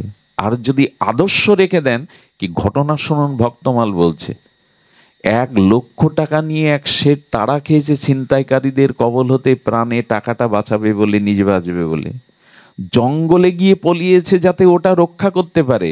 ঠিক সেই মুহূর্তে গভীর জঙ্গলে মধ্যরাত্রে এক চোর মা ভবানীর মন্দিরে গিয়ে বলছে, মা, তুই তো আমাকে রক্ষা করিস সারা জীবন, চুরিতে যেন আজ ধরা না পড়ি, মা এই কৃপা কর। ওকে শেঠ দেখে কি মনে করেছে জানেন? মনে করেছেন এত রাত্রে মন্দিরে যিনি মার সামনে বসে প্রার্থনা করছেন তিনি নিশ্চয়ই সাধু, নিশ্চয়ই কোনো সন্ত সাধু। এটা মনে করে উনি কি করেছেন জানেন? এটা মনে করে তাড়াতাড়ি তার হাতে টাকাটা দিয়ে বলছেন, বাবা আমাকে বাঁচান, এই অর্থটাকে বাঁচান, এটা আমার সম্বল। বলেই উনি, আপনি রক্ষা করুন, আমার পেছনে ছিনতাইকারীরা তাড়া করেছে। উনি জঙ্গলের মধ্যে লুকিয়ে গেলেন। চোরের হাতে লাখ টাকা সেদিনের সময়, ঘটনাটা 1000 বছর আগে। উনি কি করেছে জানেন? মা ভবানীর দিকে তাকিয়ে বলছেন, মা সব জায়গায় অশ্রদ্ধা অবিশ্বাস আমি রেখেছি, কিন্তু তোর সামনে কখনো আমি কপটতা করিনি মা। তোর সামনে তোর বিশ্বাসটা আমি কখনো হারাইনি। এই দেখুন ভক্তি কাদের লাভ হয়। সেই লাখ টাকা নিয়ে 2 ঘন্টা বসে থাকলেন। উনি আসার পরে যখন ওনাকে টাকাটা ফিরিয়ে দিচ্ছেন তখন চরণে প্রণাম করে বললেন, প্রণাম করবেন না, আমি প্রণামের যোগ্য নই, আমি দাগী চোর। মায়ের কাছে আসি মার আশীর্বাদ নিতে, যাতে চুরিতে ধরা না পড়ি। বলেন, এই টাকা পেয়েও কেন আপনি আত্মসাৎ করলেন না? বলেন, আর যাই হোক, যার সামনে এসেছি তার সামনে আদর্শ থেকে চ্যুত হতে পারবো না। আমরা ভগবানকেও ফাঁকি দিতে শিখেছি, ভগবানের সামনেও আমরা চালাকি করি, ভেতরে এক বাইরে আর এক রকম ভাব দেখায়। উনি কি ওটা জানেন না? কপট চাতুরী যতদিন আছে কোটি জন্মেও ভজনে প্রেম প্রাপ্তি। এই জন্য সরল হলে ভগবান তাকে গ্রহণ করেন। ভক্তের কাছে কখনো কপটতা করবেন না। ভক্তের কাছে যদি নিজের দুরাচার বৃত্তিও কখনো তুলে ধরতে হয়, চরিত্রের অন্ধকার দিকও তুলে ধরতে হয়, ওইখানে ফাঁকি দিবেন না। ভক্ত হলো ভক্তবৎসল, করুণা, তারা কারো অপরাধকে গণনা করে না। ভক্তও যেমন ভগবান, কারো অপরাধকে লক্ষ্য না করে আপনার বর্তমানকে দেখে, যে আপনি হরি বলছেন এটাই দেখে, অতীতকে দেখে না। আরে পুতনা বেশ ধরেছে মায়ের, অন্তরে কামনার বিষ, গোবিন্দকে জিঘাংসা হত্যা করবার জন্য কালকূট স্থানে বিষ, বুকে পাপ, আর রূপ ধরেছে মায়ের, কিন্তু কামিনী। এত কিছু নিয়ে যখন গোবিন্দের সামনে গেলেন, গোবিন্দ চোখ বন্ধ করেছিলেন পুতনাকে দেখে। ভাগবত দেখবেন, ভগবান তুমি চোখ বন্ধ করলেন কেন? বললেন, পুতনার হৃদয়ে জিঘাংসা, বুকে বিষ, আর ওর নকল মার বেশ ধরে কামিনী রূপ ধরে এসছে। যাদের ভেতরে বিষ আছে, কপটতা আছে, ছল আছে, আমি তার দিকে তাকাতে পারি না। তাদের দেখলে আমি ওইখানে সরল হবেন, নিষ্কপট হবেন, গোপন কিছু করবেন না। ভক্ত ভগবানের কাছে ওরা ক্ষমা করতে জানে, ওরা কারো দোষ অন্বেষণ না করেই কৃপা করতে পারে। সাধুরেব সামন্তব্যং, গোবিন্দ বলেছেন, অপিচেত সুদরাচার মাম অনন্য ভাগ। পৃথিবীর শ্রেষ্ঠ দুরাচারী হয়েও যদি কেউ নিষ্কপটে শ্রদ্ধালু হয়ে আমার কাছে আসে, তাকে সাধু বলে সম্মান করবে। কারণ অচিরেই সে সাধু হয়ে যাবে, তার মধ্যে কপটতা নাই, লোক দেখানো ভাব নাই, অচিরেই সে সাধু রেব সামন্তব্যং। পেছনেরটা দেখো না। আরেকটি কারণে গোবিন্দ পুতনাকে দেখে চোখ বন্ধ করেছিলেন। কি কারণ জানেন? আমার কাছে যে একবার আসে, আমাকে যে বুকে তুলে নেয়, আমি তার অতীতের কর্ম পাপ এগুলি দেখি না, দেখলে তাকে কৃপা করতে পারতাম না। আচ্ছা, আপনার আমার অনন্ত জন্মের পাপগুলি যদি আমার পিতা মাতা, আমার স্ত্রী পুত্র দেখানো যেত আমার অনন্ত জন্মের পাপ, ওরা আগের মতো আমাকে আর শ্রদ্ধা করতে? কিন্তু ভগবান চোখ বন্ধ করে বলেন, আমি তোমার অতীত পাপ দেখব না, অতীত অপরাধ দেখব না, তুমি যে আমার কাছে এসেছো এই বর্তমানটাই দেখে তোমায় কৃপা করব। এই দয়ালুর কাছে আমরা যাই না। এমন ক্ষমাশীল বদান্য কৃতজ্ঞ ভক্ত ভগবানের কাছে আমরা যাই না। এই মানাজি কি করেছেন? বললেন, আমার ঠাকুরকে দিয়ে যান, ওই ঠাকুরই চাই। উনি যখন দেখলেন কান্নাকাটি করছে, বললেন, ঠাকুর দেওয়া যায় নাকি নিজের ঠাকুর? উপাসনার তত্ত্ব দেওয়া যায়? মা বাবা এসে বোঝাচ্ছে, তোকে এই কিনে দেবো, ওই কিনে দেবো, কান্নাকাটি করে হাত পা ছুড়ে বলছে ওই ঠাকুরই চাই। সাধু দেখলেন ওর যথাযথ অনুরাগ হয়েছে, কিন্তু আমি তো আমার বিগ্রহ দিতে পারবো না। ওকে সান্ত্বনা দেওয়ার জন্য রাস্তায় গিয়ে একটা কালো পাথর নিয়েছে, কালো পাথরটাকে আবার একটু ঘষে মেজে ওইখানে একটু তিলক করে দিয়ে ওদের সিংহাসনে রেখে বলছে, এদিকে আয় দেখ। আর ওনার ঠাকুরটাকে নিচে রেখেছেন, আর যে 20 আনা পাথরটাকে তিলক করে আসনে রেখেছেন। বলে, দেখ তোর এই ঠাকুরের সৌন্দর্য দেখ, তোর এই ঠাকুর রাজা, আর আমার এই ঠাকুর ওই ঠাকুরের প্রজা, দাস। শিশুকে তো বোঝাতে হবে। তো ওই তিলক করা দেখে, সিঙ্গার করা দেখে বলছেন, আমার ঠাকুরও তো সুন্দর, আমার ঠাকুর রাজা, তোমার ঠাকুর প্রজা। বলে, আমি রাজাই নেব। সাধু বললেন, হ্যাঁ, কৌশলটা কাজে লেগেছে। ওকে দিয়ে গেল, দিয়ে তো গেল। এই দেখুন কারা ভগবান পায়। ও তো শাস্ত্রবিদ্যা জানে না, ও তো নিয়ম নীতি সদাচার জানে না। সেই দিন থেকে শুরু হলো ভগবানের প্রতি অকৃত্রিম নিষ্কপট ভালোবাসা। কি করে জানেন? লাল তিলক দেবে বলে, আলতা পরা দেবে বলে বাচ্চারা ওই যে কাঠের খড় গুঁড়ো ওইটা পেষণ করে, করে জল দিয়ে রক্তাক্তপানা লাল করে তিলক দেয়, বনের ফুল দিয়ে দেয়।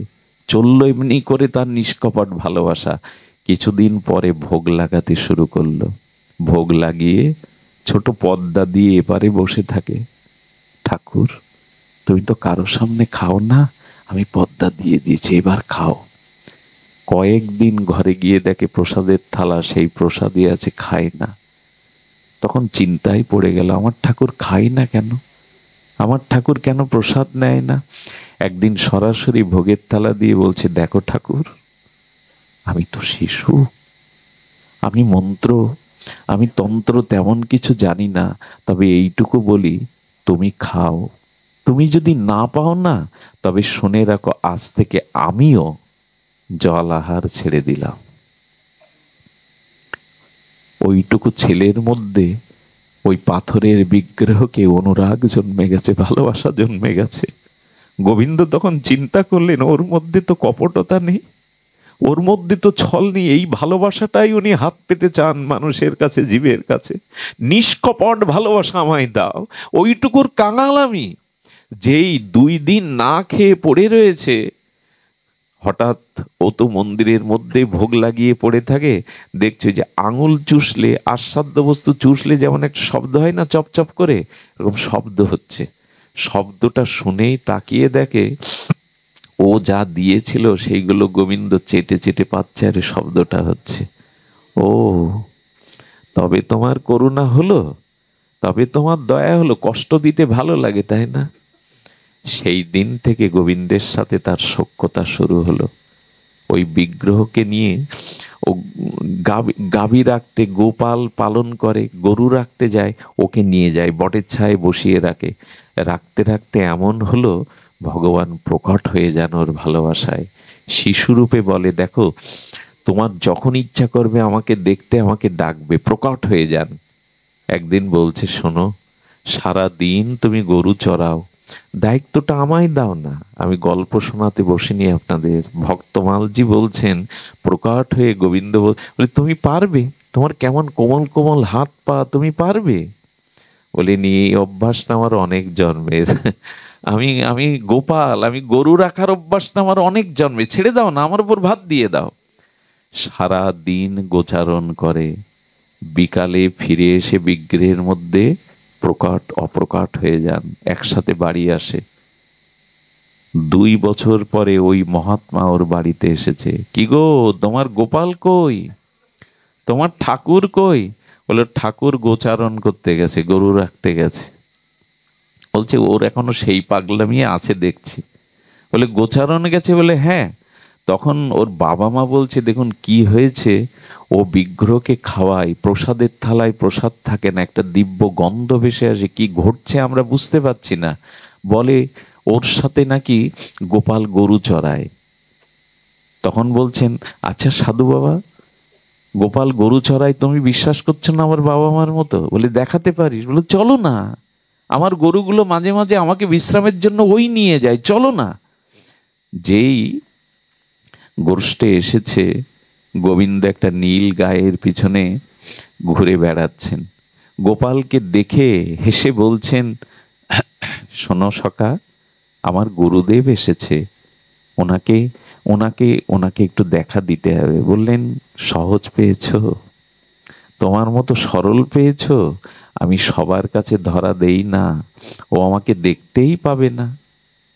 তখন কি বলছে জানেন? শোনো সখা, আজ তোমার আমার মিলন ঘটিয়ে দিয়েছে আমার গুরুদেবী। উনি যদি কৃপা না করতেন আমি তোমাকে পেতাম না, তোমার সাথে আমার সম্বন্ধই হতো না।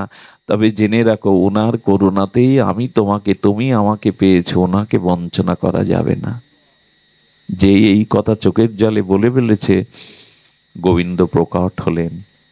গুরুদেব গোবিন্দকে প্রণাম করছেন না, ওর চরণেই পড়ে গেছে। ওরে, সারাটা জীবন বিগ্রহকে ভালোবেসেছি, সেবা করেছি, আজ তোকে পথের নুড়ি দিয়ে অনুরাগে ভালোবেসে ভগবানকে গোষ্ঠে গোরলাখাল বানিয়েছিস। কি তোর মহিমা! একমাত্র ভক্তের কাছেই ভগবান এগুলি ধরা দেয়।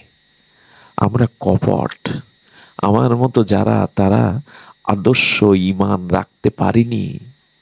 ভেতরটা যদি একটু শুদ্ধ হতো, একটু সরল হতো, ভগবান পেতে, প্রেম পেতে বিলম্ব হয় না। সূর্য উঠলে অন্ধকার দূরীভূত হতে দেরি করে না। এই শ্রদ্ধাটা, বিশ্বাসটা খুব দরকার। আরেকটি ঘটনা বলবো ভক্তমাল থেকে, বড় বিরল ঘটনা। ঘটনাটা আমাকে খুব নাড়া দিয়েছে। আপনারা তো বিজ্ঞ শ্রোতা, অনুভবী শ্রোতা। সারা বাংলাদেশের মধ্যে আপনাদের অঞ্চলের শ্রোতাদের অনন্য একটা, আমি মাঝে ভারতে গিয়েছিলাম হরিকথার জন্য। ওখানে বলছে, বাবা এই যে ভাঙ্গা, ফরিদপুর, মকসেদপুর এই অঞ্চলটা কারা বাস করে? কেন বলছেন? বললেন, আমরা মাঝে মাঝে লাইভে দেখি, আমরা মাঝে যে ইউটিউবেতে দেখি, কি নীরব হয়ে এত গভীর রাত্রে তারা হরিকথা শুনছেন, সহস্র সহস্র ভক্ত। ওখান থেকে কি বলে জানে ওরা? আমাদের হয়ে তাদের চরণে একটা প্রণাম দেবেন, তাদের মতো ভক্তি আমাদের নেই। ওরা বারবার বলে, আমাদের হয়ে বাবা একটা প্রণাম দিবেন। আপনাদেরই একথা বলা যায়। এত হরি কথার আগ্রহ, উৎকণ্ঠা, ব্যাকুলতা, তৃষ্ণা আপনাদের ভাবা যায় না। বিপ্লবদার একটা পা নষ্ট, জানেন? ফরিদপুর থেকে বাবুদা ওরা যেভাবে ছুটে এসে রাস্তায় দৌড়ায়, আপনাদের অনুভূতিগুলো দেখে মনে হয় আমার জীবনে যেটুকু চাওয়া পাওয়া তা পূর্ণ হয়েছে আপনাদের সান্নিধ্য পেয়ে। এত হরি কথা প্রেমিক, এত হরি কথা উৎকণ্ঠা আপনাদের। হ্যাঁ, এটা এটা ওই দেশের মানে নোয়াখালীর একটা সমস্ত লোক, 99% লোক নদিয়ার একটা নগরে বাস করে। তারা হাউমাউ করে কাঁদছেন আর বলছেন, বাবা বাবা আমরা খুঁজে পাই ওই শ্রোতাদের মধ্যে আপনাকে। আপনি তাদের বারবার আমাদের হয়ে প্রণাম দেবেন, আশীর্বাদ করতে বলবেন যে না, আমাদের হরিকথাতে রুচি হয়। শুনুন তবে ভক্তমাল চরিত্রে এই শ্রদ্ধা, আদর্শ, এই জায়গাটা নষ্ট হলে কিন্তু আমরা পাবো না, কোটি জন্মেও পাবো না। সেই চরিত্র শুনুন ভক্তমালের। ঘটনা ঘটেছে, অপরাধ নেবেন না, দলিত সম্প্রদায়ের, অর্থাৎ ঋষি সম্প্রদায়ের, দাস সম্প্রদায়ের আমরা যারা বলি, সহজ কথায় যাদের মুচি বলা হয়, ক্ষমা করবেন, কোনো জাতি ভগবানের কাছে, ভক্তের কাছে ছোট নয়। তো তাদের সংসারে অভাব, স্বামী স্ত্রী ঝগড়া করতে করতে মাঝে মাঝে মারধরও করে বসে। তার স্ত্রী এত কঠোরা যে স্বামীর গালে দুটো চড় বসিয়ে দিয়েছেন। উনি কি করবে? উনি এই কষ্টে, এই অপমান সহ্য না করতে পেরে উনি সেই যে এক কাপড়ে ছিলেন, জঙ্গলের মধ্যে যেতে গিয়ে সে আবেশে জঙ্গলের কাঁটায় কাপড়ও ছিঁড়ে গেছে। কোনো রকমের লজ্জা ঢেকে জঙ্গলের মধ্যে বসে ফেছেন সারাদিন। উনি কি বৈরাগ্য নিয়ে গেলেন? স্ত্রীর চড় খেয়ে গেছেন মনের দুঃখে। কি আর করবে? জঙ্গলের মধ্যে বসে বসে রয়েছে। বিকাল বেলা ওই প্রদেশের রাজা তার মন্ত্রীকে নিয়ে, এটা ভাগবত আমাদের ভক্তমাল চরিত্রের কথা, ওই রাজা তার মন্ত্রীকে নিয়ে ওই পথে পরিভ্রমণ, জঙ্গলের শোভা দেখতে বেরিয়েছেন। তো ওই মন্ত্রী ছিলেন আধ্যাত্মিক জগতের একজন ভক্ত। উনি রাজাকে আধ্যাত্মিক জগতের ভগবত লীলা শ্রবণ করাতে করাতে ওনাকে নাম নিয়ে আছেন। উনি হরি নাম করেন, একাদশী করেন, একটু অর্ধেক ওনার কাছে হরি কথা শোনেন। কিন্তু পথে যেতে যেতে বলছেন, আমার আধ্যাত্মিক রাজ্যে বিচরণ মন্ত্রী হচ্ছে তো, ঠিক ঠিক হচ্ছে তো? বলেন, রাজা সব হচ্ছে, কিন্তু একটি জিনিস না হলে যে ভজন আপনার পূর্ণতা পাবে না, সেটা হলো আপনি এখনো সদ্গুরুদেবের চরণ আশ্রয় করেননি। কোনো কিছুই পূর্ণতা হবে না। বলেন আমাকে তো তাহলে এই মুহূর্তেই সদ্গুরু নিতে হবে, জীবন্ত সায়ান্নে কখন আয়ু ফুরিয়ে যাবে, আপনি আমার সদ্গুরুদেবের ব্যবস্থা করুন। ঠিক এই কথা বলতে বলতে জঙ্গলের মধ্যে ওই বইয়ের হাতে মার খাওয়া বেটা বসে আছে ওখানে, ওকে দেখে বলছেন, মন্ত্রী ভগবান কি আমার কথা শুনলেন? ওই দেখুন জঙ্গলের মধ্যে এক মহাত্মা বসে আছেন নীরবে অবনত মস্তকে। নিশ্চয়ই কোনো মহাত্মা না হলে জঙ্গলের মধ্যে কেন থাকবেন? মন্ত্রী বললেন, ভাগ্য আপনার, যান রথ থেকে নেবে ওনাকে বন্দনা করুন, ওনাকে প্রণাম করুন। ওনাকে গিয়ে প্রণাম যেই করছে মনে মনে ভাবছে, এটা কি স্বপ্ন? স্ত্রীর হাতে মায়ের খেয়ে একটু লুকাপো অপমান বলে এখন রাজা আমার সামনে হাত জোর করে দাঁড়িয়েছে, আমি স্বপ্ন দেখছি না তো? মন্ত্রী বলছেন, মনে মনে বলছেন কথাটা, মন্ত্রী বলছেন ওভাবে হাত জোড় করলে হবে না, আপনি সাষ্টাঙ্গে ওনার চরণে হাত দিয়ে প্রণাম করুন। উনি বলছেন, বাহ, দেখা যাক কত দূর যায়। রাজা আমাকে প্রণাম করছে চরণে হাত দিয়ে। রাজা প্রণাম করার পরে কোনো কথা বলছে না, কথা বললেই তো ধরা পড়ে যাবে। তখন বলছেন মন্ত্রী, ওনার বসন যে নাই, ছেঁড়া ফোটা বসন। তখন বললেন, যারা আচার্য হয়, যারা অন্তর্মনা হয়, যাদের দেহাবেশ নাই, তারা তো বস্ত্রই পরে না। মহান মহান আচার্যদের বস্ত্র থাকে না। মনে মনে বলছেন, বানাও আমাকে, বানাও আচার্য বানাও, কাপড় যে কেন ছেড়েছে তা তো তোমরা জানো না। এরপরে বলছেন, প্রভু আমি আপনার চরণ আশ্রয় করতে চাই, আমি গৌর গোবিন্দের ভজন চাই, কৃপা করুন, আমাকে চরণে কৃপা করে আশ্রয় দিন। মনে মনে বললেন, এ সুযোগ বা কেন ছাড়বো? কথা বলছেন না দেখে মন্ত্রীকে বলছেন রাজা, উনি তো কথা বলেন না। মন্ত্রী কি বললো জানেন? যারা খুব উচ্চাঙ্গের সাধু হয় তারা মৌন থাকে, সহসা কথা বলে না। উনি অনেক উচ্চাঙ্গের মহাত্মা, আপনার ভাগ্য রাজা।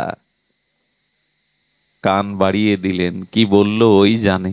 রাজা শ্রদ্ধা করে গুরুরূপে বরণ করে রথে তুললেন, রাজবাড়িতে এনে তাকে অভিষেক করালেন, তার চরণ বন্দনা করলেন, আরতি করে ঘরে রেখেছেন। 3 দিন ধরে ঘরের থেকে বেরোবে কি করে? বইয়ের হাতে মার খাওয়া লোক গ্রামে বেরোবে কি করে? কথা বললে ধরা খেয়ে যাবে। প্রসাদ পাচ্ছেন, বসে বসে মৌন থাকেন।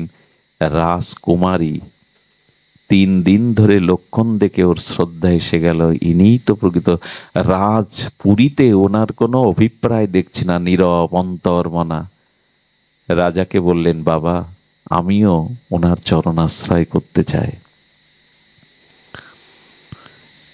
কুমারী দীক্ষা নিলেন, রাজকুমারী দীক্ষা নিলেন। দীক্ষা নেওয়ার পরে বেশ 15 দিন চলল, 2 সপ্তাহ।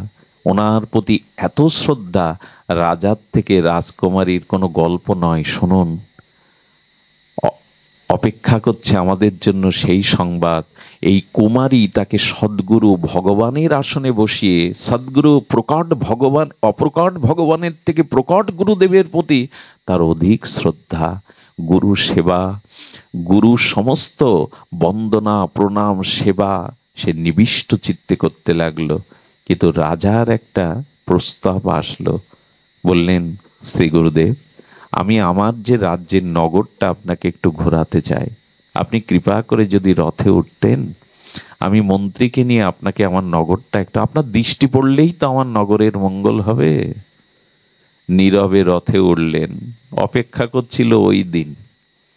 বউও দেখতে পেয়েছে রথের উপরে আমাদের ওই লোকটা না, ও দৌড়াতে দৌড়াতে রাস্তায় এসে দাঁড়িয়েছে, হাতে একখানা লাঠিও নিয়েছেন। বেটা 15 দিন খোঁজ খবর নাই, ঘরে আমাকে এইভাবে রেখে।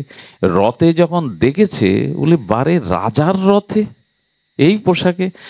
রাজা, রাজা মশাই দাঁড়ান, আমার একটা নিবেদন শুনুন। কে কার কথা নেই, দৌড়াতে দৌড়াতে রথের সামনে হাত দাঁড়িয়ে, আপনি রাজা, ন্যায়পাল, আমাকে উপেক্ষা করতে পারেন না, আমি আপনার প্রজা, আমার একটা নিবেদন অন্তত শুনুন, ন্যায় বিচার করুন।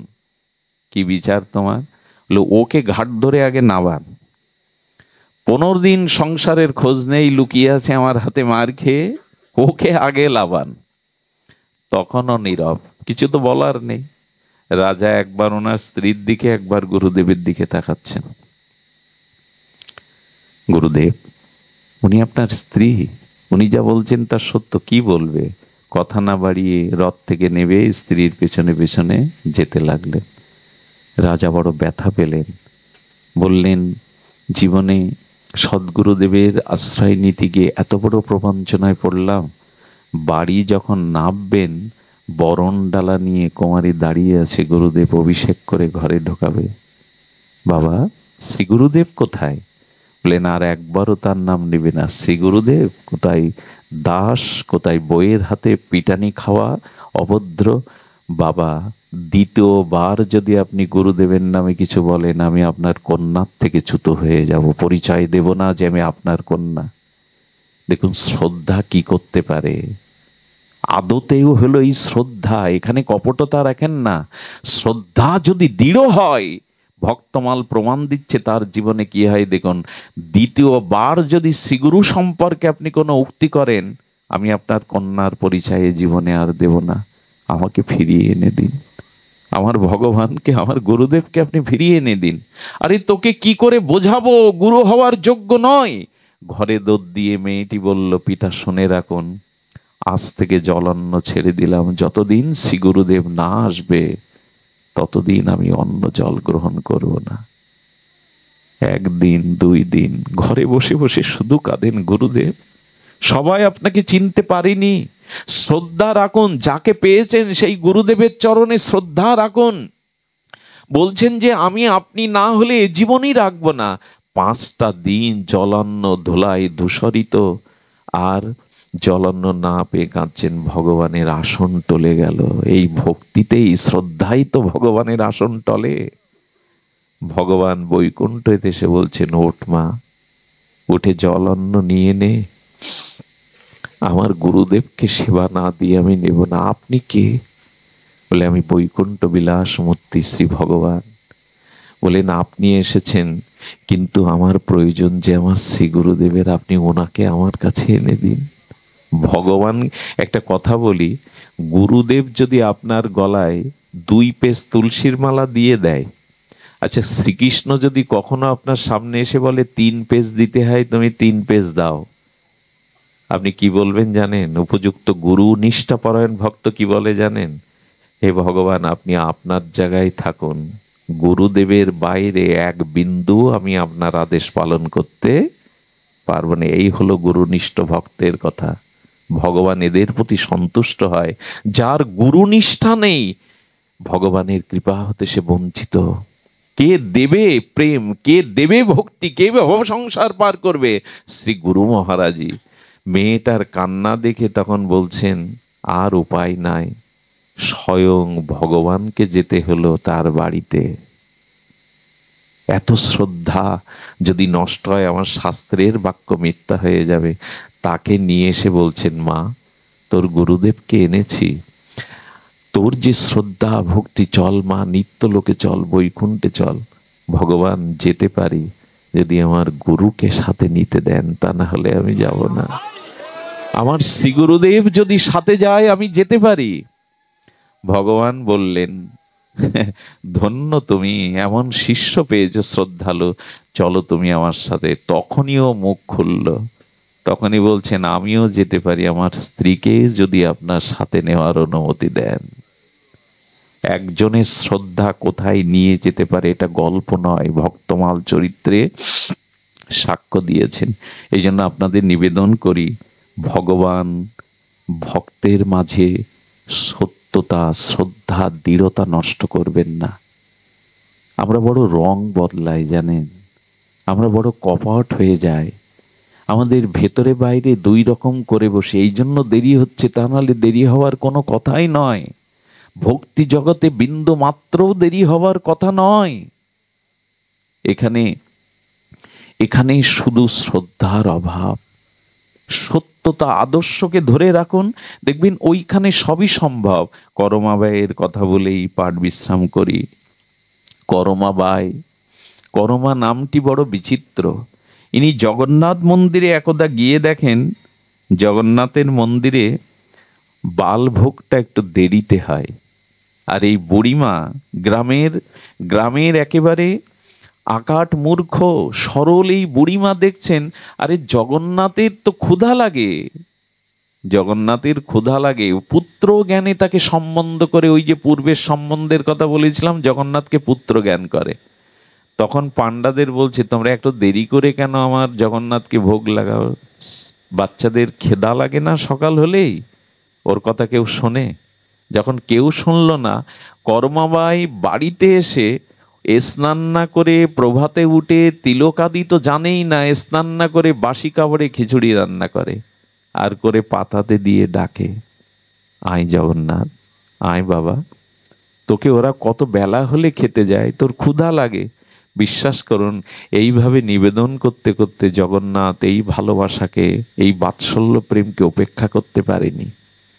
প্রতিদিন সকালে এসে বুড়িমার হাতে খিচুড়ি পেয়ে যেতেন জগন্নাথ, জগন্নাথ খিচুড়ি পেয়ে যেতেন।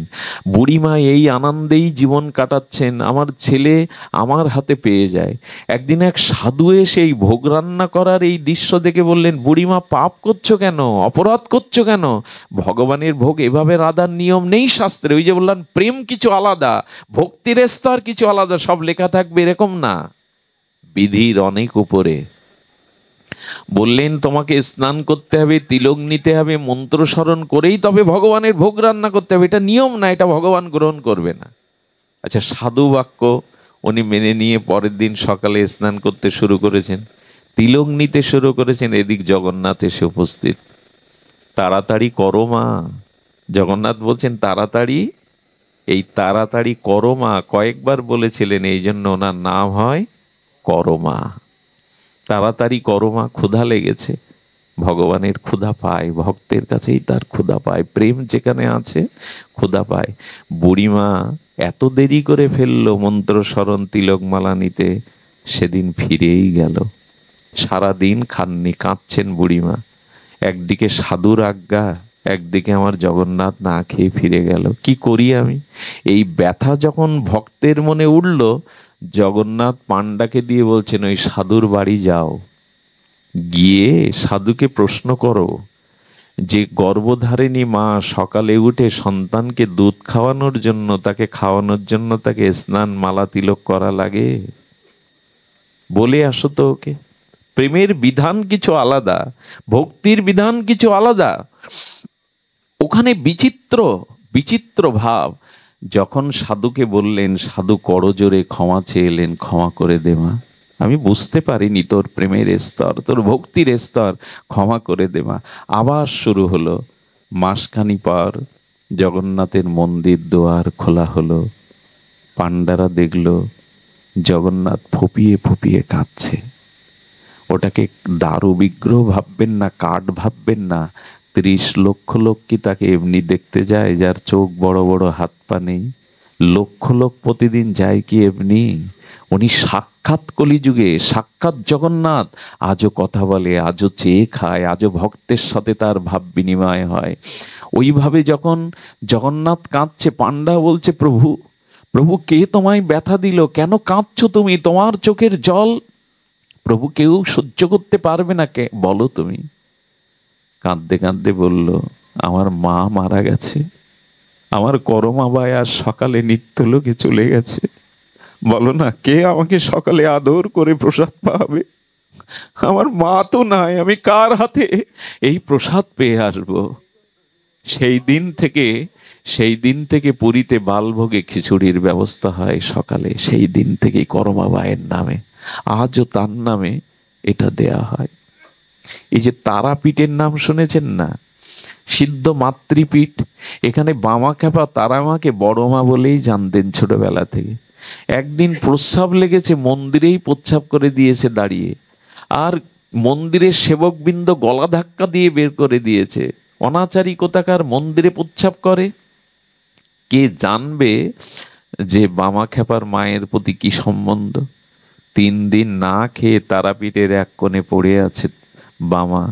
এদিকে পূজারী 3 দিনের পর যখন ভোগ লাগাতে গেছে, তারা মা বললেন, আমি বড় ক্ষুধার্ত, আমি 3 দিন কোনো প্রসাদ পাইনি। মাকে প্রশ্ন করা হলো, কেন মা? বললো, আমার বামা 3 দিন কিছু পায়নি। বামা না পেলে তো আমি পাবই না। বললেন, মা ও অনাচারী, ও শাস্ত্র জানে না, তোমার মন্দিরেই উপচ্ছাপ করে দিয়েছে, ওকে রাখা যায় মন্দিরে? ওরে, মায়ের কোলে সন্তান প্রচ্ছাপ করলে বুঝি মা অপবিত্র হয়? ও তো আমার ছেলে, ও এখনো শিশু আমার কাছে, ও আমার সন্তানই, ওর দোষ দেখিস না। সেই দিন থেকে তারাপীঠে কি নিয়ম হয় জানেন? আগে বামাকে ভোগ লাগাতে হবে, তারপরে মা পাবে। ভক্তির জগৎ কিছু আলাদা। এই জন্য নিবেদন করি, কটা দিন বাকি আছে কারো আমাদের জানা নেই, আসুন না একটু শ্রদ্ধা বিশ্বাস নিয়ে তাকে ভালোবাসি। আর ভগবানের প্রতি প্রেম ভক্তির মূলেই আছে ভক্ত অনুগ্রহ, ভক্ত কৃপা। তিনটে জিনিসে আজ থেকে নিষ্কপট ভাবে, দৃঢ়ভাবে এই তিনটে জিনিস কোড়ান। যদি কোড়াতে পারেন নিষ্কপট ভাবে, ভাগবত বলছেন, ভক্তমাল বলছেন, আপনাদের ভক্তি হবেই। সে তিনটি কথা চৈতন্য চরিতামৃতে বড় আদর করে কবিরাজ কৃষ্ণ গোস্বামী লিখেছেন। ভক্ত পদধূলি, ভক্ত পদজল, আর ভক্ত ভুক্ত উচ্ছিষ্ট।